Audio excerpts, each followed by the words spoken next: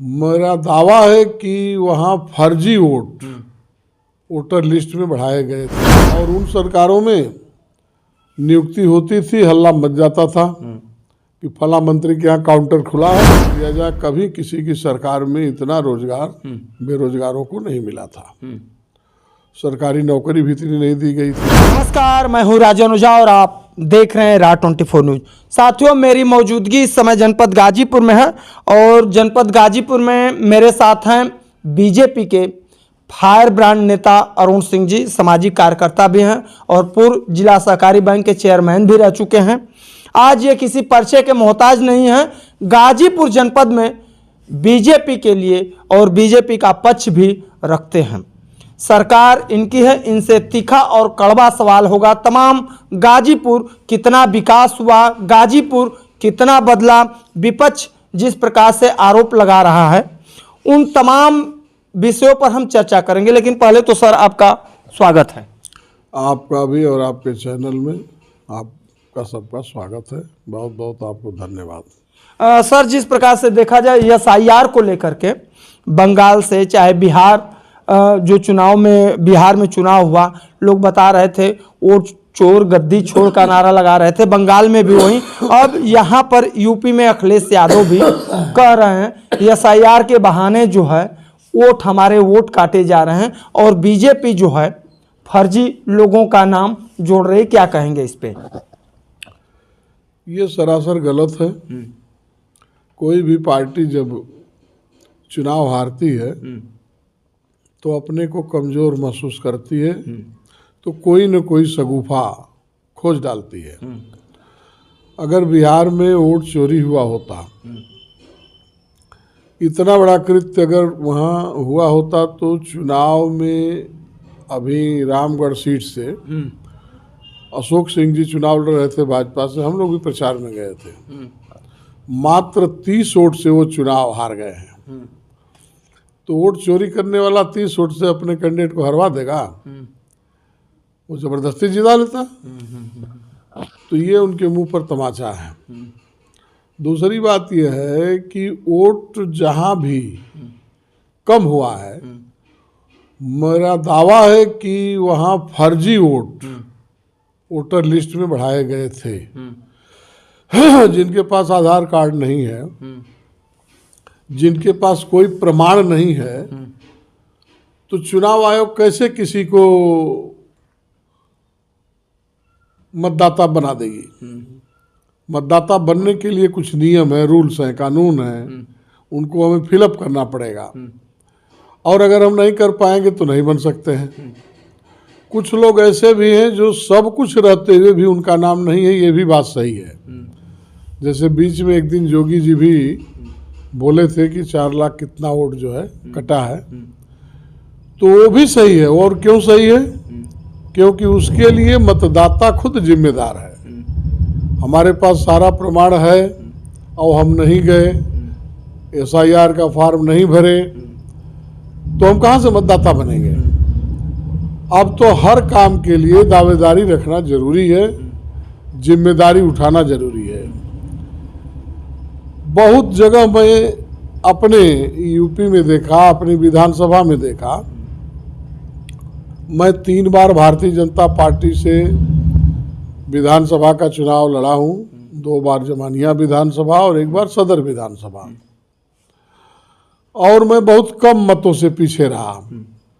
इसका कारण सीधे यही रहा कि 2002 और 2007 यह दोनों चुनाव जो हुआ था, 2002 तो नया नया था, पहला हमारा चुनाव, कुछ हम भी हो सकता है कमी रही हो। 2007 के चुनाव से हमने देखा कि 13,000 से लेकर 16,000 तक वोट हम लोगों के काट दिए गए थे और मैं चुनाव हारा 800 वोट से। मात्र 12 के वोटर लिस्ट में समाजवादी पार्टी की सरकार के नुमाइंदों ने जो वोटर लिस्ट फाइनल हो जाती है, मान लिया जाता है कि ये अब मतदान करेंगे, लेकिन उसमें भी लाल रोशनाई अपने लेखपालों से लगवा दिया कि ये लोग वोट नहीं डाल सकते, जबकि मतदाता सूची फाइनल हो गई, चुनाव आयोग फाइनल कर दिया, तो आपको क्या अधिकार रोकने का। लेकिन सरकार थी, तो 2007 से पहले भी समाजवादी पार्टी की सरकार थी और 2012 में भी सरकार आई उनकी, लेकिन इसमें 13,000 से 16,000 तक मतदाताओं के नाम कैसे कट गए। मैं आपत्ति दिया, चुनाव के बाद कोर्ट में गया, आज तक कुछ नहीं हुआ। तो वोट कहीं भी चोरी नहीं हुआ है, ये इन लोगों की खीज है। हाँ, कुछ ऐसे मतदाता जरूर थे जो हमारे देश के सदस्य नहीं हैं, गुपचुप तरीके से हमारे देश में आके रह रहे हैं और फर्जी ढंग से अपना आधार कार्ड बनवा लिए हैं, आईडी कार्ड बनवा लिए हैं, क्योंकि आईडी और आधार कार्ड पर कहीं इस तरह की जांच और रोक नहीं थी, और जब जांच होने लगी फर्जी निकला तो उनका नाम काट दिया गया है। ये सत्य है। और ऐसे मतदाता विशेष करके हमारे प्रदेश में, बिहार में या हमारे देश में एंटी भाजपा लोगों के पास है, जो भाजपा के नहीं है उन्हीं लोगों के पास इस तरह के हजारों लाखों मतदाता हैं जिनके दम पर वो चुनाव जीतते हैं। अपने उत्तर प्रदेश में तो हमने ये देखा है कि एक एक विधानसभा में 300, 400, 500, 200, 250 मतदाता फर्जी 4-4, 5-5 गांव में वोटर लिस्ट में उनका नाम है और विधानसभा में भी वोट दे रहे हैं। और मैं खुद लड़ाई लड़ा हूँ इसकी, सैदपुर, जखनिया, मनिहारी, लेकिन कुछ नाम कटे हैं, कुछ नहीं कटे हैं। देखिए, आपने बहुत बड़ी बात, अहम बात ये कहा कि जिस प्रकार से लोग कहते हैं गोदी मीडिया कह देते हैं कभी कभी, लेकिन हमने भी सर्वे किया था और इस पर मैंने खुद ही एक वीडियो किया था जब बिहार में दिखा रहे थे, प्रोपेगेंडा फैलाया जा रहा था कि निर्वाचन आयोग जो है मतदाताओं का नाम काट रहे हैं। हमारे यूपी में हम खुद गाजीपुर का ऐसे मेरे पास 5 वोटर लिस्ट थे, 5 ग्राम सभाओं के, जो कि 3 ऐसे ग्राम सभा एक ही विधानसभा के थे, बाकी जो 2 ग्राम सभा थे अन्यत्र विधानसभा के थे।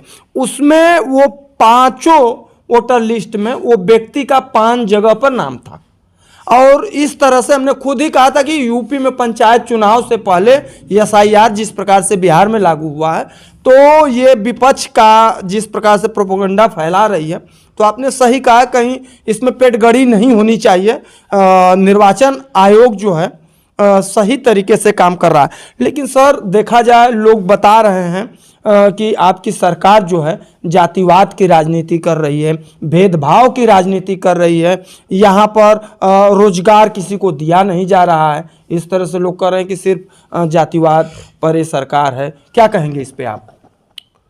जितना रोजगार इस सरकार में चाहे मोदी जी और योगी जी ने दे दिया, आंकड़ा उठाकर देख लिया जाए, कभी किसी की सरकार में इतना रोजगार बेरोजगारों को नहीं मिला था।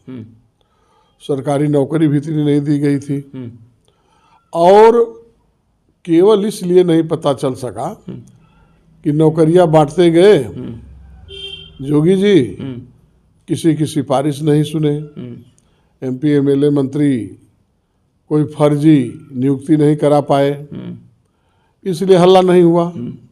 और उन सरकारों में नियुक्ति होती थी, हल्ला मच जाता था कि फला मंत्री के यहाँ काउंटर खुला है, 4 लाख रुपया जमा करिए, आपको नौकरी मिल जाएगी। अपने गाजीपुर जिले में उस समय मैं बता रहा हूँ, जब समाजवादी पार्टी की हुकूमत थी उत्तर प्रदेश में, यहाँ पर एक एसपी हुआ करते थे, इसके माथुर, हम लोगों के बड़े अच्छे संबंध थे। गाजीपुर के चाहे यादव ही नौजवान क्यों न रहा हो, सुबह 4 बजे उठ के बेचारे दौड़ते थे, फार्म भरे, परीक्षा दिए, फिजिकल टेस्ट दिए, लेकिन नियुक्ति से 1 दिन पहले संभल, एटा, इटावा, मैनपुरी से लिस्ट आ गई। गाजीपुर के नौजवानों का नाम काट करके सीधे उनका नाम डाल दिया गया। जबकि 9 परीक्षा दिए थे, 9 फिजिकल दिए थे। इसकी जांच भी हुई, कोर्ट में भी मामला गया, पता नहीं किस तथ्य के आधार पर फिर वो नौकरी भी पा गए। इस तरह की नियुक्ति भाजपा के शासन में नहीं हो रही, इसलिए लोग नहीं जान पा रहे हैं। कई कई नियुक्तियां ऐसी भी हुई हैं जिसमें पर्चा आउट हो गया या शिकायत मिल गई कि गलत भर्ती हुई है, तो बाबा ने तुरंत उसको निरस्त करके फिर से परीक्षा कराया। इस पर भी आरोप लगा कि सारी इनकी नियुक्तियां जो है निरस्त हो जा रही हैं, सब पे जो है पुनः परीक्षा हो रही है। इसके पीछे कारण यही था कि पारदर्शिता हो। आपके शासन में कभी पुनः परीक्षा हुई ही नहीं, इसका मतलब इतनी पारदर्शी सरकार तो आपकी थी नहीं, बेईमानी की सरकार थी जिस पर सारे लोग आरोप लगाए थे। तो इस समय की जो नियुक्तियां हैं पैसे पर नहीं मिल रही हैं। जो योग्य दक्ष नौजवान है, क्षमतावान है, पढ़ा लिखा है, शैक्षिक आधार पे वो नौकरी पा रहा है, किसी भी जाति वर्ग का हो, किसी भी धर्म का हो। कई लड़के मुझसे ऐसे ऐसे बताए, आए थे मिलने मीठा लेकर के। हमका क्या हुआ भाई, क्या खुशखबरी है? तो नेताजी हमारी नौकरी लग गई। हमका किस विभाग में? तो फला विभाग में। हमका कितना लगा? का 1 पैसा नहीं लगा। और उसको भी उम्मीद नहीं थी कि हो पाएगा, लेकिन ये खुशी की लहर जोगी जी की सरकार में है। जोगी जी को भले कोई कहे कि ये जातिवादी सरकार है, लेकिन किसी भी कोने से जातिवाद का इसमें बू नहीं है। जो भी योजना योगी जी लागू किए होंगे, चाहे खाद्यान्न योजना है गरीबों का, अभी यहाँ एक लड़का बैठा था, यहाँ एक मुसलमान बैठे थे, पम नाम था नौदर का, वो बखान कर रहा था कि भैया अनाज हम लोगों के यहाँ खूब मिला। मुसलमानों को, मुसलमान खूब मुसलमान पाए हैं। नाम मोदी जी जोगी जी का ले रहे हैं, लेकिन लोग जा करके हड़का दे रहे हैं, अगल बगल के लोग।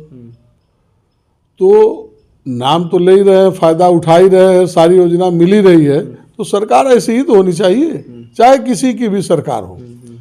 सरकार ऐसी होनी चाहिए कि उसकी योजना हर वर्ग में, गरीबों में विशेष करके, और हर वर्ग में पहुंचे। यही पहले नहीं होता था। पहले 3 बार मैं विधानसभा लड़ा, सपा बसपा की सरकारें हुआ करती थी, इतना हम लोग धरना प्रदर्शन करते थे। गरीब व्यक्ति को, पात्र व्यक्ति को उसका हक मिल जाए, उसको पेंशन मिल जाए, सरकार द्वारा घोषित नियम के अनुसार नहीं मिल पाता था। सीधे सीधे लड़ाई होती थी, हम लोगों पे मुकदमे लगा दिए जाते थे।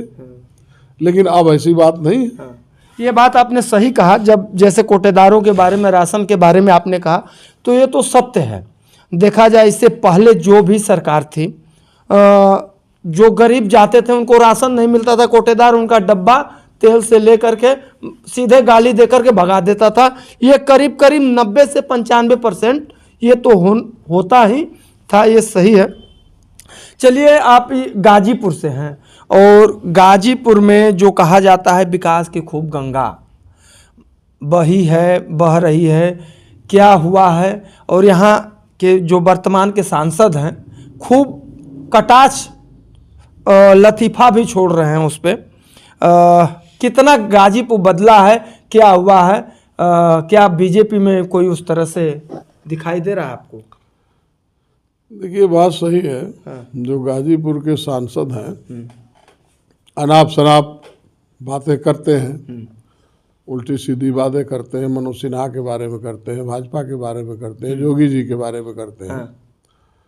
लेकिन ये भी बात सही है कि भारतीय जनता पार्टी का कोई भी रिकॉग्नाइज कार्यकर्ता हो, प्रवक्ता हो, या जिसके खिलाफ बोलते हो, वो लोग कुछ उनके खिलाफ बोलते नहीं हैं।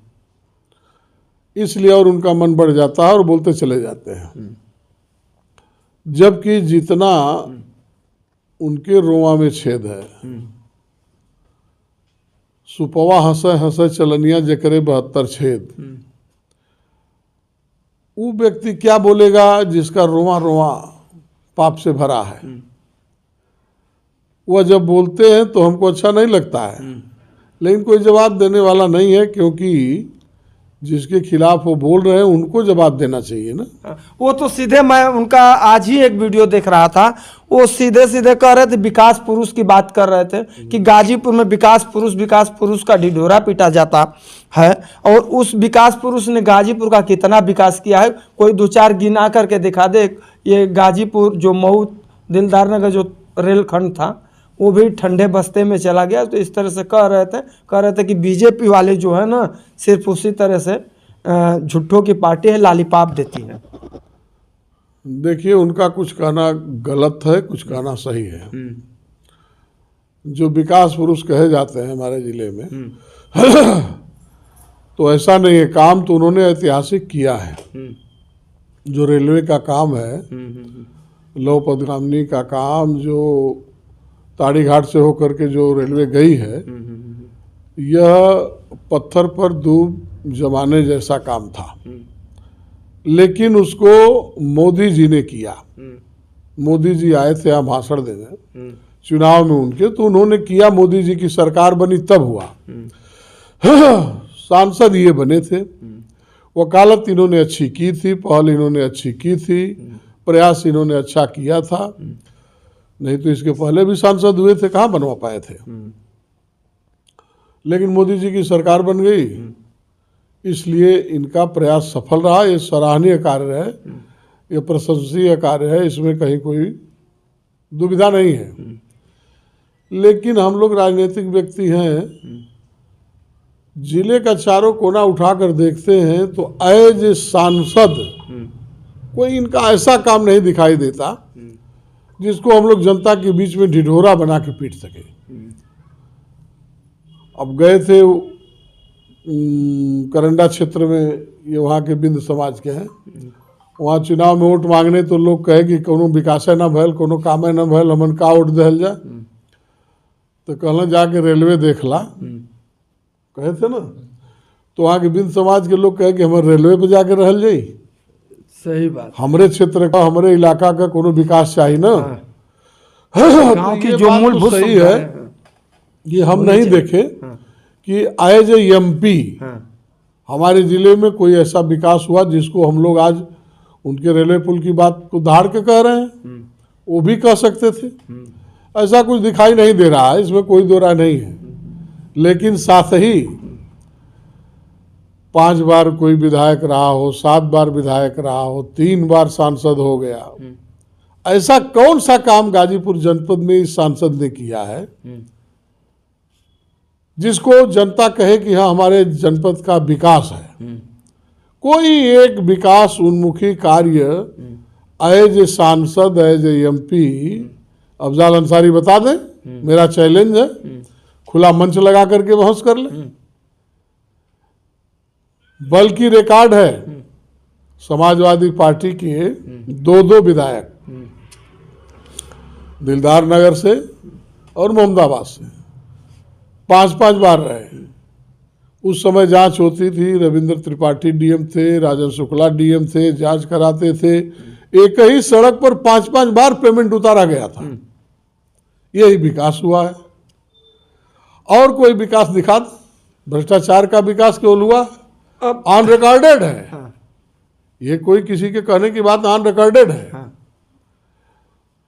और वो आदमी दूसरे पर आरोप लगाए कि विकास पुरुष है, कुछ नहीं किए, तो हास्यास्पद बात है। वह आदमी कह सकता है जो भले न बहुत कुछ तो किया हो जिले के लिए, क्या किया है। लेकिन जब आप ये कह दिए, एक हमारे साथ आ गया, और ये सवाल बहुत खतरनाक भी हो सकता है, सभी लोग बैठे हैं, जब जानेंगे तो। आप इतने ईमानदार और आप अफजाल अंसारी को बोल रहे हैं, आप ही के सरकार में, इस समय सरकार में वो रहें चाहे न रहें, वर्तमान में वो सांसद हैं, लेकिन एक ऐसी रोड है जिस पर या तो संगीता बलवंत ने पैसा 2 बार उतार लिया, काम नहीं करवाया है, या तो अफजाल अंसारी ने। क्या इस पर आप जांच कराएंगे? मैं आपको बता दे रहा हूं, जो महाराजगंज बाजार से डॉक्टर रामकृत का जो डॉक्टर रामकृत वाली गली है, उस पर आप जा करके देखेंगे तो 2 बोर्ड लगा हुआ है। एक तरफ अफजाल अंसारी का लगा हुआ है और एक तरफ संगीता बलवंत का लगा हुआ है। तो ये कौन तय करेगा कि इस रोड को किसने बनवाया है? इस पर क्या आप कहेंगे? इस तरह से तो अब देखिए, इस तरह की जांच तो टेक्निकल एजेंसियां किया करती हैं जी। उसको यह देखना पड़ेगा कि किस वित्तीय वर्ष का बोर्ड उनका लगा है और किस वित्तीय वर्ष का बोर्ड उनका लगा है, और उस वित्तीय वर्ष में कौन सी योजना थी जी जिसको वो स्वीकृत किए थे और कौन सी थी जिसे वो स्वीकृत किए थे। लेकिन एक ही योजना पर 2 बार अगर धन उतारा गया है तो ये जांच का विषय तो है ही है। वो पैसा जनता की गाड़ी कमाई का है, किसी के सांसद एमएलए होने से उनके घर का नहीं है। तो अगर ऐसा है हमको तो नहीं, वहाँ पर आप जा करके देखेंगे ना तो मैं भी उसको देखा था। मैंने कहा कि ये विचित्र है। कम से कम उस सड़क में 1 किलोमीटर जो है, मैं मान लेता हूँ कि इतनी सीसी की रोड जो बनी है, संगीता बलवंत ने अगर कराया है, एग्जाम्पल के तौर पर अगर संगीता बलवंत ने कराया है तो वहां पर अफजाल अंसारी 1 किलोमीटर रोड का पैसा खा गए। नहीं, 1 किलोमीटर तक तो नहीं, 1 किलोमीटर तक तो आरसीसी है। नहीं सॉरी, 400 मीटर तक आरसीसी है, 500 मीटर तक है और उसके बाद पीछे। लेकिन इनका बोर्ड जो लगा है एकदम महाराजगंज बाजार का जो मेन रोड होता है वहीं पर लगा हुआ और वहीं से ही उसका किलोमीटर में भी हेर फेर है। हो सकता है बोर्ड गलत लगा हो या उसमें मैंने गाड़ी से अपने बाइक से खुद ही किलोमीटर की जो दूरी नापा था तो उसमें दिखाया गया है 3.5-4 किलोमीटर के नियर अबाउट, और वो हो रहा है मौके पर 2900 मीटर।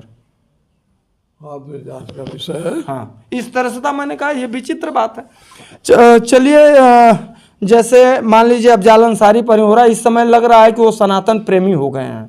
और एक बात आ रही है और उन्होंने खुलकर एक शंकराचार्य के सामने उन्होंने कहा और कहते हैं कि भाजपा जो है सनातन की बात करती है और हिंदुत्व की बात करती है। उन्हीं की सरकार में जो है आज तक गौ हत्याएं, गौ कट रही हैं, गौ माता को राष्ट्रमाता नहीं घोषित किया गया है। तो क्या ये सनातन के प्रेमी अफजाल अंसारी हो रहे हैं कि इस तरह से? क्या कहेंगे इस पे आप? नहीं, हम भी सुने थे अवमुक्तेश्वरानंद जी जो है जी कहे थे कि गौ रक्षा जी धर्म हमारा धर्म है, जी गौ हमारी माता है जी और इसके रक्षा के लिए कोई तगड़ा कानून बनना चाहिए, जिसको अफजाल अंसारी ने कहा था कि हम इसका समर्थन करते हैं।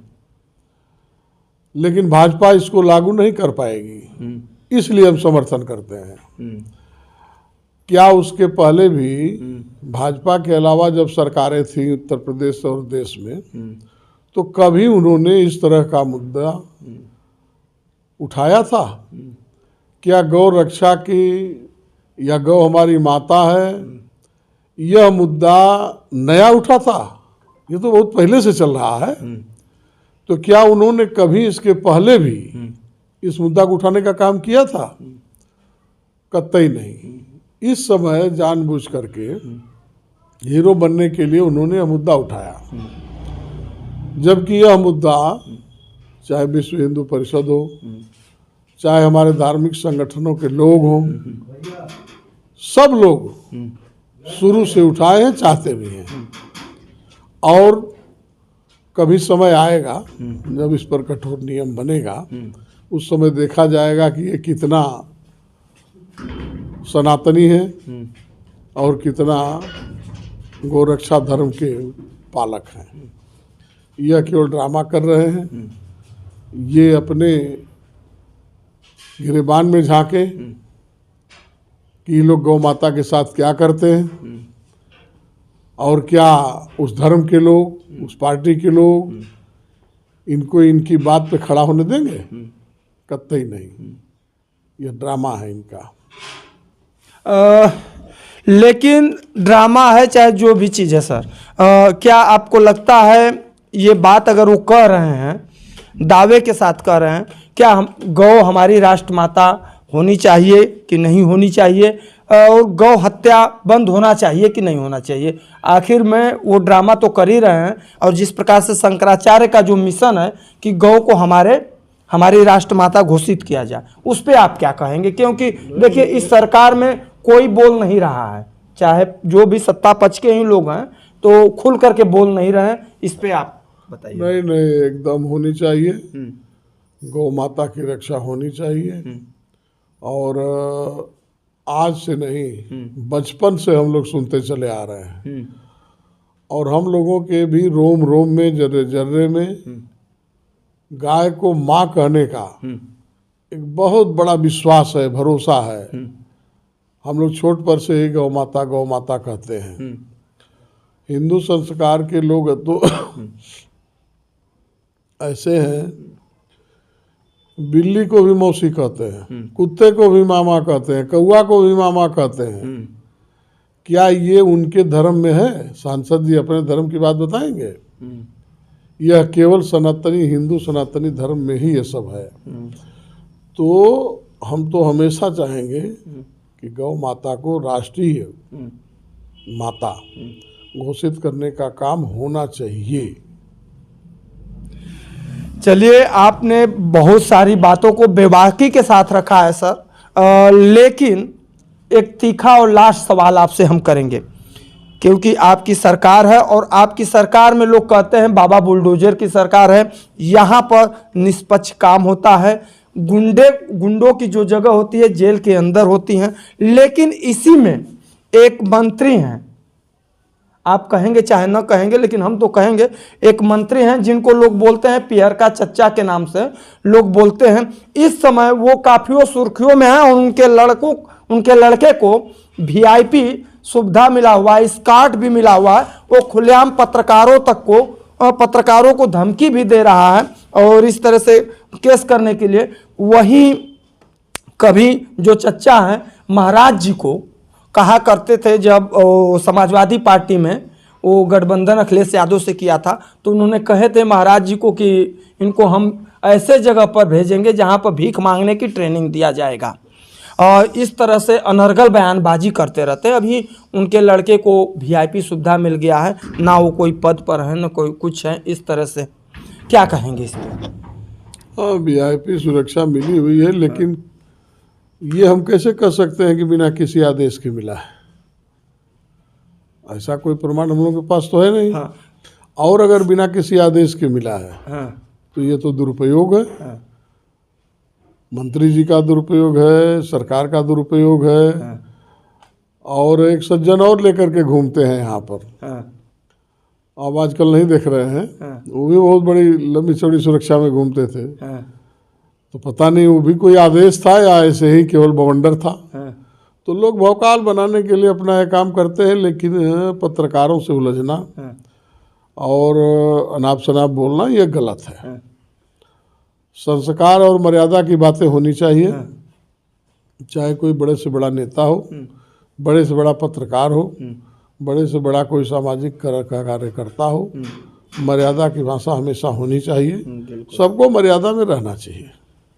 आप सारी बातों को काट कर निकल रहे हैं काफ़ी बारीकी से, लेकिन इस पर यह बताइए मुझे, सरकार की इतनी बड़ी चुप्पी क्यों हो रही है ओम प्रकाश राजभर को लेकर के? क्या इस तरह से करना चाहिए जैसे ये सब चीज़ हो रहा है, इस तरह से जो हो रहा है, और क्या ऐसी सरकार के सामने उनके लिए कुछ ओम प्रकाश राजभर की वजह से व्यवस्था है कि इतनी बड़ा कांड हो गया, घटना हो रहा है, खुद उनका लड़का एक अपराधी की तरह से इरिटेट कर रहा है लोगों को और सरकार चुप है? क्या मैं सरकार से ऊपर हूँ? मैं कार्यकर्ता हूँ जी। कार्यकर्ता अपनी हद में रहकर सारी बातें करता है। सरकार को क्या करना चाहिए, नहीं करना चाहिए, ये सरकार का खुद का निर्णय होता है। हम नसीहत कहाँ से दे सकते हैं? जब कोई निर्णय आ जाता है और अगर वह निर्णय जन विरोधी होता है, तो हम लोगों का काम शुरू होता है उस निर्णय का विरोध करना। और जब तक कोई जन विरोधी निर्णय नहीं होता है, तब तक हम कार्यकर्ता उसका विरोध नहीं कर सकते हैं। ये काम सरकार का है, सरकार उसको देखेगी, करेगी, गलत क्या है, सही क्या है। अगर वैसा निर्णय आएगा जो जनता के पक्ष में होगा, हम सराहना करेंगे, जनता के खिलाफ होगा, हम विरोध करेंगे। चलिए, बहुत बहुत आपका धन्यवाद। साथियों, आप थे अरुण सिंह जी, और जिस प्रकार से इन्होंने तमाम विषयों पर खुल करके बोला है और गाजीपुर के विकास में क्या किस तरह से था, तो हम फिर किसी नेक्स्ट वीडियो के लिए हाजिर होंगे। तब तक के लिए आप मुझे दीजिए इजाज़त। आपका राजा ओझा, जय हिंद।